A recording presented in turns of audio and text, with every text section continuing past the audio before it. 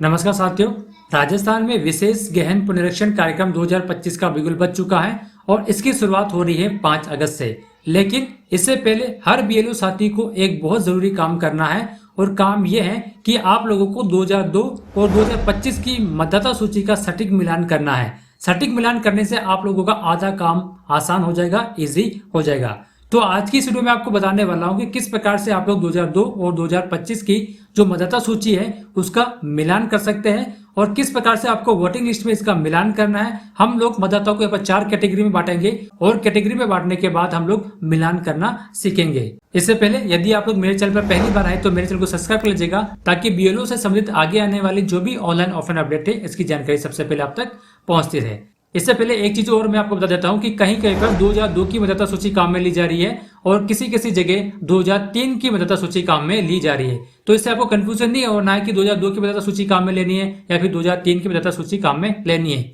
आपकी चुनाव शाखा से जो भी मतदाता सूची मिले या फिर जैसे भी आप लोगों को इंटरेक्शन हो उसी मतदाता सूची से आप लोगों को 2025 की मतदाता सूची से मिलान करना है। तो चलिए दोस्तों शुरू करते हैं और वीडियो और देखते हैं, समझते हैं कि किस प्रकार से आप लोगों को 2002 और 2025 की मतदाता सूची का सटीक तरीके से मिलान कर सकते हैं ताकि आपका जो काम है वो आधा पूरी तरह से इजी हो जाए। तो सबसे पहले आप लोगों को 2002 की जो मतदाता सूची है उसको आप लोग डाउनलोड भी कर सकते हैं या फिर आप लोग अपने चुनाव शाखा है वहां से भी आप लोग उसको प्राप्त कर सकते हैं। 2002 की सूची को आप लोग अपने मोबाइल में सेव कर लीजिएगा या फिर इस प्रकार से जैसे कि मैंने प्रिंट निकाल कर रखा है आप लोग उसका प्रिंट भी निकाल सकते हैं ताकि 2002 और 2025 की जो मतदाता सूची है उन दोनों का मिलान आसानी से हो जाए। अब आपको किस प्रकार से मिलाना है ताकि आपको ये कंफर्म हो जाए कि किस मतदाता से कौन से डॉक्यूमेंट लेने हैं, इसकी पूरी जानकारी आज की इस वीडियो में आप लोगों को मिल जाएगी। अभी देखिए यहाँ पर मेरे पास 2 प्रकार की मतदाता सूची है, एक तो 2002 की मतदाता सूची है ये वाली और एक 2025 की मतदाता सूची है। अब आपको किस प्रकार से मिलाना है, जैसा कि आप लोगों को पता है मतदाता को 4 कैटेगरी में बांटा गया है, ए बी सी और डी। इन 4 कैटेगरी के अनुसार आप लोगों को मतदाता से डॉक्यूमेंट लेने हैं। 2025 की जो मतदाता सूची है उसमें आप लोगों को चिन्हित कर लेना है यानी कि मिलान कर लेना है कि किस प्रकार के मतदाता से किस प्रकार के डॉक्यूमेंट लेने हैं। तो जैसे कि आपकी स्क्रीन पे शो हो रहा है कि यहाँ पर ये 2002 की जो मतदाता सूची है इस मतदाता सूची को आपका जो मिलान है वो 2025 की मतदाता सूची से आप लोगों को करना है। अब इस 2002 की जो मतदाता सूची है इसके अंदर आप लोगों को भैया मतदाता का नाम, उसका संबंध है ना, संबंधी का नाम मिल जाएगा। यहाँ पर आपको मेल फीमेल आयु मिल जाएगी और यहाँ पर आप लोगों को उसके जो एपिक नंबर है, जो पहचान पत्र नंबर है वो भी आप लोगों को यहाँ पर लिखे हुए मिल जाएंगे। यहाँ पर अभी मैं सुरक्षा की दृष्टि से उसको छुपा रखा है। अब यहाँ पर जो मतदाता के नाम है जो कि 2002 में थे, अब इसका मिलान आप लोगों को जो 2025 की जो मतदाता सूची है उससे आप लोगों को मिलान करना है। अब कुछ मतदाता 2002 की जो सूची में है वो हो सकता है कि 2025 की सूची में नहीं हो क्योंकि उनकी मृत्यु हो चुकी है या फिर वो छोड़कर किसी दूसरी जगह पर रहने चले गए हैं। अब देखिए यहाँ पर मैं आप लोगों को बताता हूँ, जैसे पहले के 2 मतदाता हैं ये दोनों मतदाता एक्सपायर हो चुके हैं। तो यहाँ पर मैंने रेड पेन से क्रॉस लगा दिया है ताकि मेरी जानकारी में ये इसकी मृत्यु हो चुकी है। अब उसके बाद जो मतदाता है उसका नाम है मेहमद। अब इस मेहमद वाले जो मतदाता का है वो आप लोगों को 2025 की लिस्ट में आपको ढूंढना है। एक चीज यहाँ पर मैं बता देता हूँ कि आप लोगों की ये जो वोटिंग लिस्ट अभी चल रही है ना इस प्रकार के क्रमांक से, इसी प्रकार के क्रमांक से आप लोगों की जो नई मतदाता सूची 2025 की वो भी इसी क्रमांक से आप लोगों को चलेगी।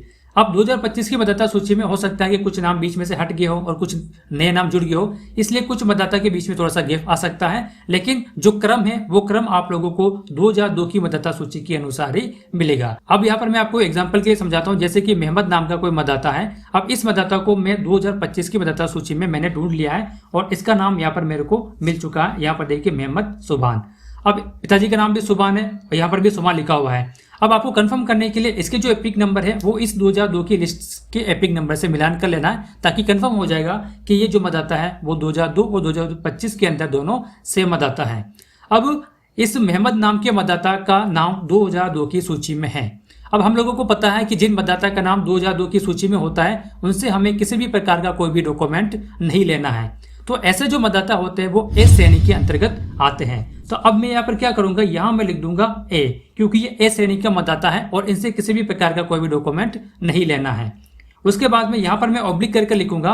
अब ये 2002 की जो मतदाता सूची है इसमें भाग संख्या कुछ और होगी और जो 2025 की जो मतदाता सूची है इसमें भाग संख्या अलग होगी। तो 2002 की मतदाता सूची में उस समय आपका जो भाग संख्या कौन सी थी वो भाग संख्या यहाँ पर आप लोगों को लिख देनी है। जैसे कि मान लीजिए यहाँ पर मैं एग्जाम्पल के लिए 50 लिख देता हूँ और इसके साथ में ये जो मोहम्मद नाम का मतदाता है उसका क्रम संख्या कितनी है। तो यहाँ पर देखिए क्रम संख्या है 3 लिखी हुई है, तो यहाँ मैं ऑब्लिक कर इसको 3 लिख देता हूँ। तो इस प्रकार से आप लोगों को A 50 और 3 लिख देना है। अब इससे यह कंफर्म हो चुका है कि ये A श्रेणी के मतदाता है जिसे हमें कोई भी डॉक्यूमेंट नहीं लेना है। इसी के बाद नीचे हम लोग चलते देखिए आगे शांति नाम लिखा हुआ आ रहा है और इसी के आगे यहाँ पर देखिए शांति नाम लिखा हुआ आ रहा है। इसका मतलब ये भी ए श्रेणी की मतदाता है, 50 नंबर इसकी भाग संख्या है और 2002 की लिस्ट में इसका जो क्रमांक है वो 4 क्रमांक है।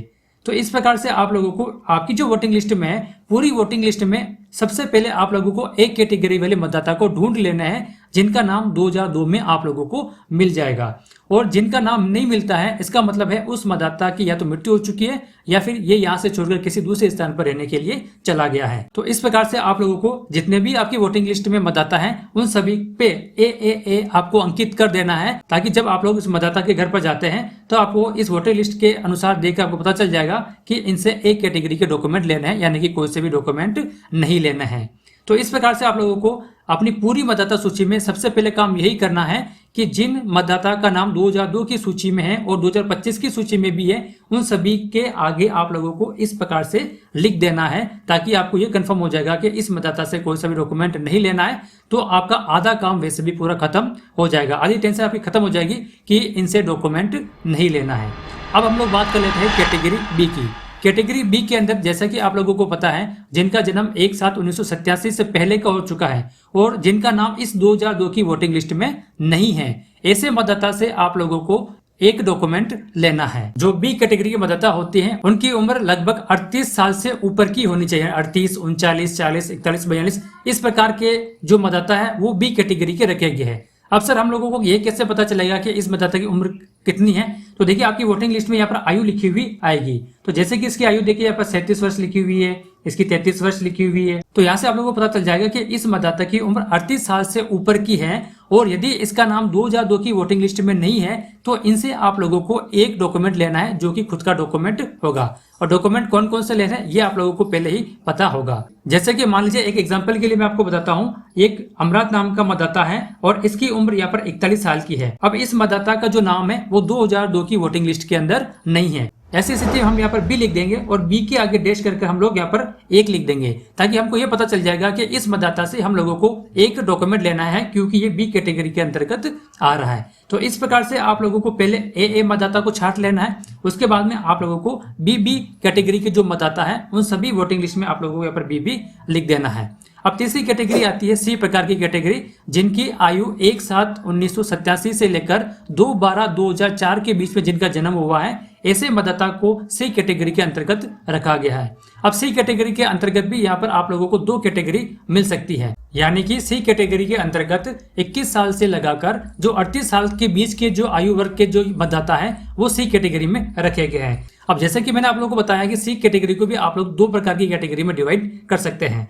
पहली कैटेगरी ये है कि यहाँ पर देखिए मुकेश नाम का मतदाता है और इसके पिताजी का नाम मोहम्मद है। अब यहाँ पर देखिए अभी जो मैंने आपको पहले एक कैटेगरी का मतदाता बताया था जिसका नाम भी मोहम्मद है, ये एक कैटेगरी में आ रहा है। अब ये इसका लड़का है, यानी कि इसका बेटा है जिसका नाम 2025 की वोटिंग लिस्ट के अंदर आ रहा है। तो ऐसी कैटेगरी जिसमें मतदाता का नाम 2002 की लिस्ट में तो नहीं है लेकिन उसके माता का या फिर पिता का नाम 2002 की वोटिंग लिस्ट में है।